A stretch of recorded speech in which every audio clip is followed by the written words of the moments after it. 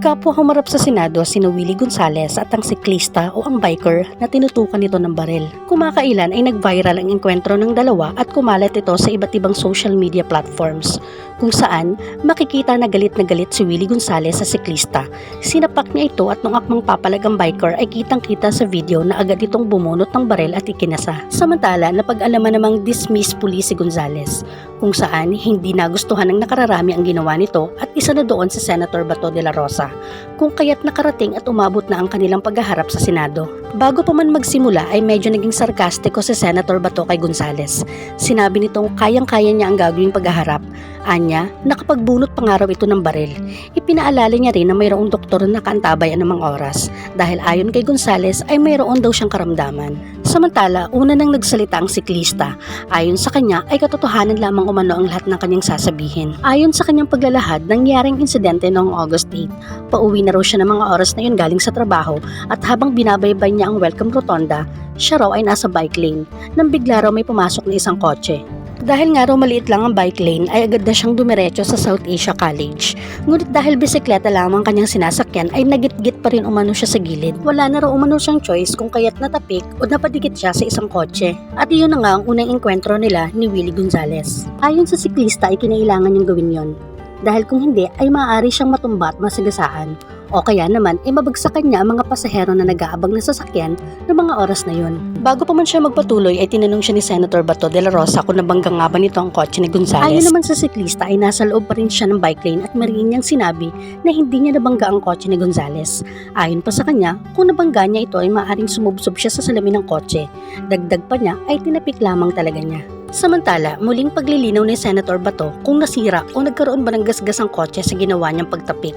Medyo natawa pa ang siklista sabay sabing, maliit lang po ang kamay ko, Your Honor. Siguro naman hindi ko kayang yupin yun. Samantala, dahil sa nangyaring unang engkwentro, ay doon daw uminit ang ulo ni Gonzales. Ngunit nang nakita niya daw na may edad na ito, ay hindi na lamang niya pinatulan. Dumiretso na daw siya sa kanto ng welcome rotonda. Doon na daw pumasok si Gonzales. Kinat na umano siya nito at doon naganap ang ikalawang insidente, kung saan aminado ang siklista na sa pagkakataong yun ay nabangga niya na ang gilid ng kotse nito. Makikita sa video na agad na bumaba si Willie Gonzales sa kotse nito at sinapak niya ang siklista. Agad din siyang bumunot ng baril at ikinasa. Samantala, ayon naman sa mga pulis na nagresponde ay hindi nila maaaring hulihin o arestuhin si Gonzales dahil ayon sa kanila ay wala naman umano silang nakitang baril. Samantala, ayon sa salaysay ni Gonzales, agad niyang tinignan sa salamin kung ano yung nakabangga sa kanya at agad umano siya nag-handbrake. Pagbaba niya raw sa kanyang kotse ay nakita niyang isang bisikleta at minura pa raw siya ng siklista. Sinabi niyang nag-PI pa yung nakabangga sa kanya. At sinabi pa raw na kung hindi siya agad huminto ay hindi raw siya mababangga. Agad namang nilinaw ni Senator Bato ang sinasabi ni Gonzales na pagmumura ng siklista. Tumanggi naman ng biker at sinabing wala siyang sinabing ganon. Kung meron man daw na bumangga kay Gonzales, malamang ay hindi raw siya yun.